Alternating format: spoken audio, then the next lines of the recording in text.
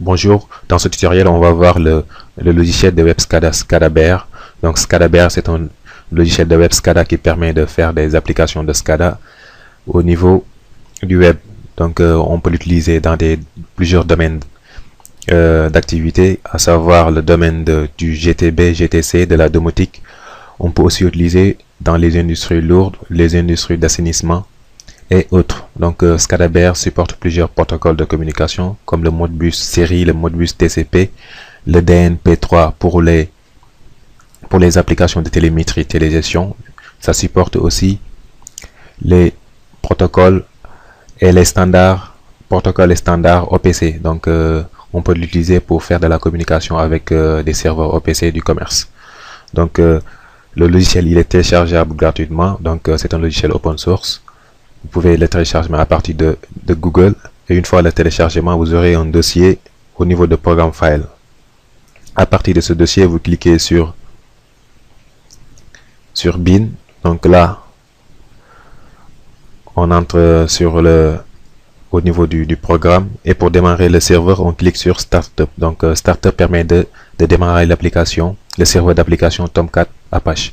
Donc ce serveur d'application permet de démarrer les pages web conçues en Java 2E.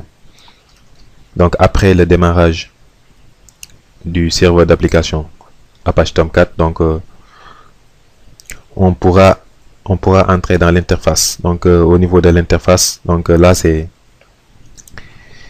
le serveur Apache Tomcat qui est démarré. Donc après avoir démarré le serveur d'application Tomcat, on aura une fenêtre de ce type là. Donc une fois le serveur démarré, on peut rentrer au niveau de notre navigateur l'adresse suivante, localhost avec le port 8080. Donc après avoir entré l'adresse URL, on doit entrer le login et notre mot de passe. Donc on va mettre admin et on fait sur login. Donc une fois qu'on s'authentifie, une fois l'authentification faite, donc on va rentrer au niveau du logiciel de l'application d'édition. Donc l'application d'édition permettra de concevoir un système, donc notre système de web SCADA, de créer des rapports, de faire la communication avec des automates programmables et autres. Donc au niveau de cette même application d'édition, on a plusieurs icônes. Donc chaque icône a une fonction définie. Donc pour pouvoir faire l'explication, donc on va créer une petite application que l'on va faire par la suite, qu'on va simuler par la suite sur le navigateur. Donc on va rentrer au niveau de data source. Donc pour SCADA-Bear, on a ce qu'on appelle la data source, c'est la source de données. Donc au niveau de la source de données, on peut connecter des automates programmables ou on peut connecter d'autres types de périphériques. Donc pour accéder à la source de données, on vient aussi au niveau de source de données, on clique et là on peut ajouter des sources de données. Donc comme source de données, on peut avoir plusieurs types de protocoles.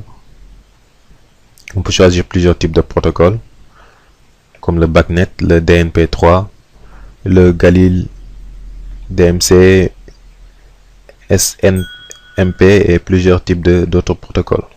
OPCDA, ASCII, plusieurs types de protocoles. Donc dans ce premier tutoriel, on va choisir une source de données virtuelle qu'on va simuler par la suite. Donc là on a déjà deux sources de données qui ont déjà été entrées, donc je vais les supprimer. Pour le supprimer, on clique sur l'icône, donc il va supprimer la source de données. Donc on va supprimer ces sources de données, on va créer une autre source de données. Donc pour désactiver une source de données aussi, on clique sur l'icône base de données et là on peut le supprimer. On va supprimer la deuxième source de données.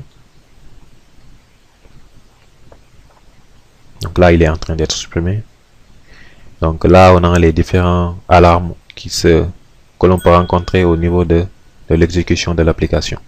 Donc là, on a un alarme urgent. Si on clique sur l'alarme, on peut voir les libellés de l'alarme et tout.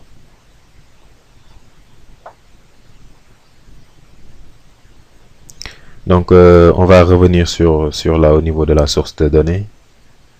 Donc là voilà, là on a les différents types d'alarmes et on peut activer les différents types d'alarmes, ou on peut activer tous les alarmes, ou activer les alarmes une à une. Donc là on va activer tous les alarmes. Donc là tous les alarmes ont été activés.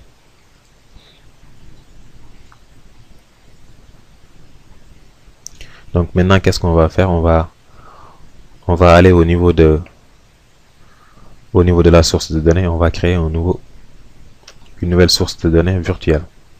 Donc c'est-à-dire ce sont des données qui sont virtuelles et qui ne sont connectées à aucun périphérique. Aucune périphérique. Donc comme protocole, on va faire virtuelle source de données. On va cliquer sur l'icône pour ajouter la source de données virtuelle. On va donner le nom à notre source de données. On va l'appeler virtual DB. La mise à jour on va choisir une période de mise à jour pour la source de données. On va choisir 1 seconde. Donc 1 seconde. Et on va enregistrer la source de données. Donc là, la source de données a été enregistrée. Donc une fois la source de données enregistrée, on doit ajouter des points de données. Donc chaque source de données contient un ou plusieurs points de données. Les points de données, c'est comme des variables que l'on peut utiliser. Donc là, on va ajouter un point de données. Le point de données, je vais l'appeler par exemple température.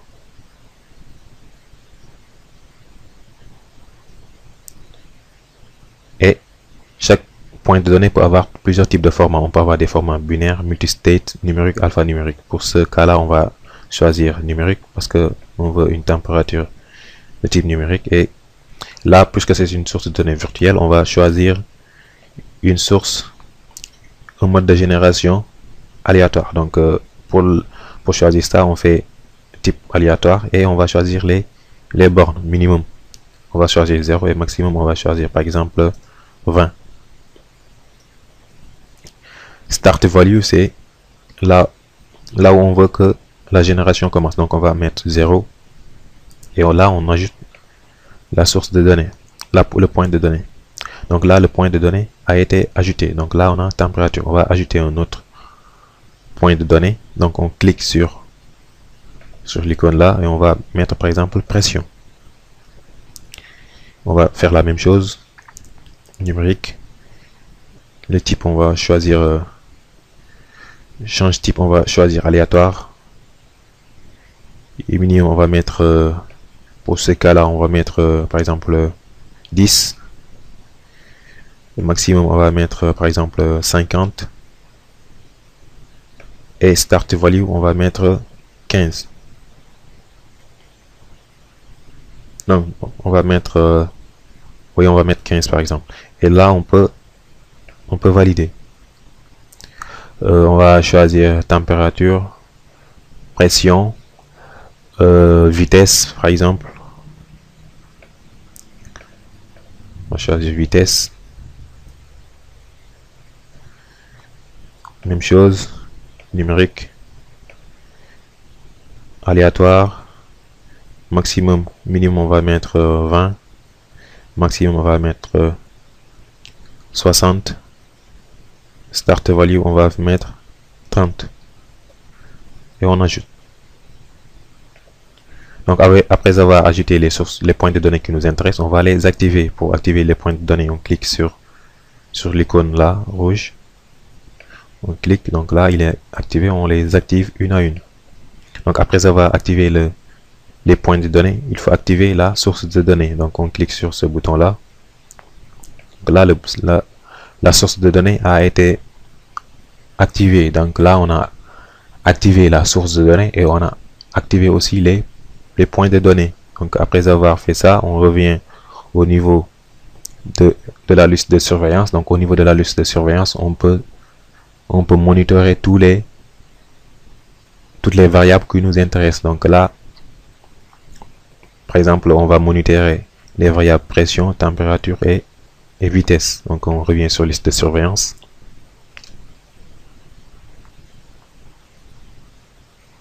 Donc là, on a les points de données que l'on a ajoutés. Donc pour les monitorer, on clique directement sur ces variables. Donc on clique une à une. Donc là, on a les sources de données, les points de données qu'on a ajoutés. Donc là, ils sont en train de se mettre à jour parce qu'on a réglé la mise à jour à 1 seconde. Donc chaque 1 seconde, les variables vont se mettre à jour. Donc c'est comme si on a une base de données et au niveau de la base de données, les points, ils vont s'incrémenter dans la base à chaque seconde. Donc par exemple ici, si on clique sur pression, sur l'icône là, détail du point,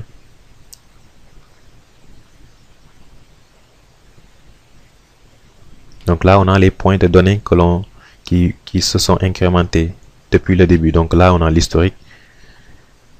Depuis cette date là, les points sont en train de s'incrémenter. Donc si on veut par exemple afficher 2 points, on clique, on met 2 par exemple, et là on a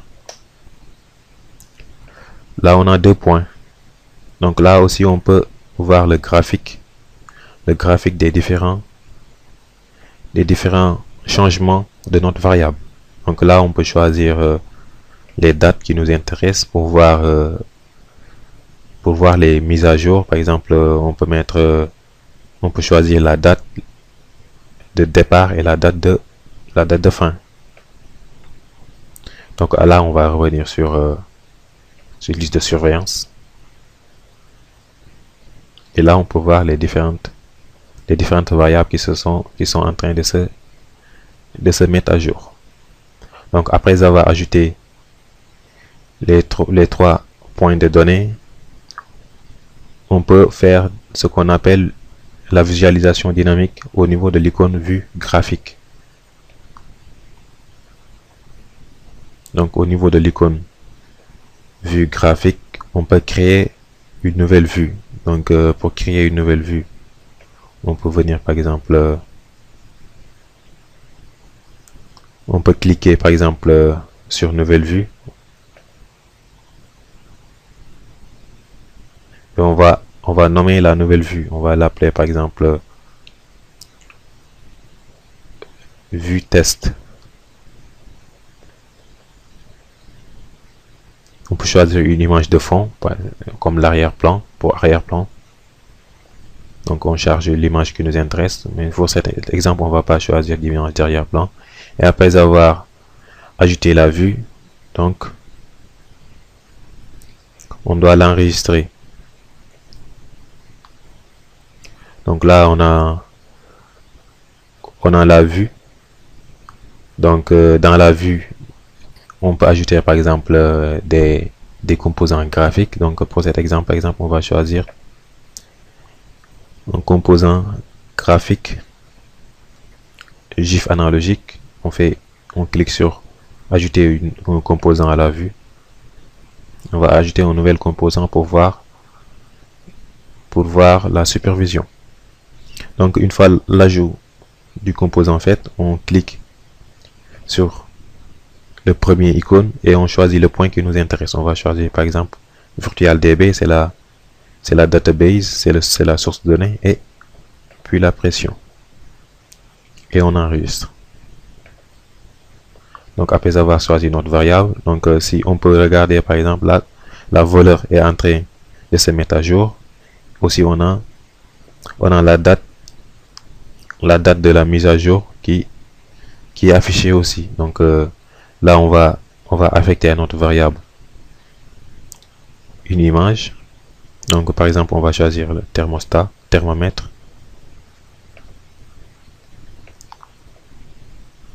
et on enregistre. Donc pour configurer le thermomètre, on va choisir par exemple 0 et 100 valeur max et min. On va faire aussi afficher le texte et on enregistre.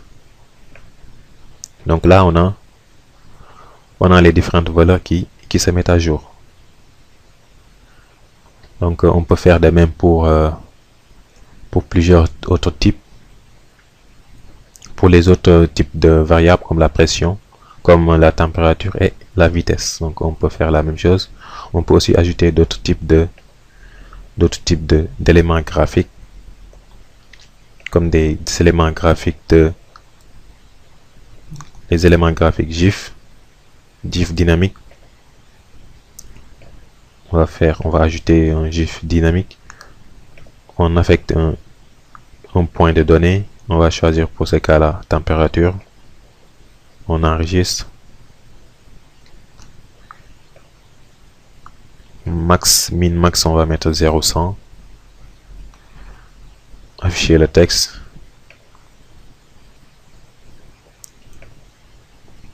On enregistre. Donc là, on a un jauge qui permet de voir l'affichage dynamique en temps réel de notre process.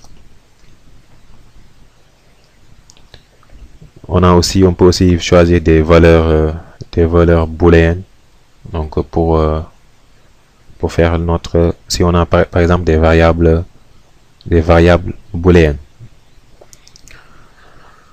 Donc pour cette première partie, on va s'arrêter là. Après, on va voir comment faire la génération de rapports, comment faire de la génération aussi de fichiers PDF, CSV, comment faire la connexion à des automates, comment utiliser pour faire la communication avec un serveur OPC via le OPC Data Access DA, comment faire la prévision et la maintenance, les actions de maintenance.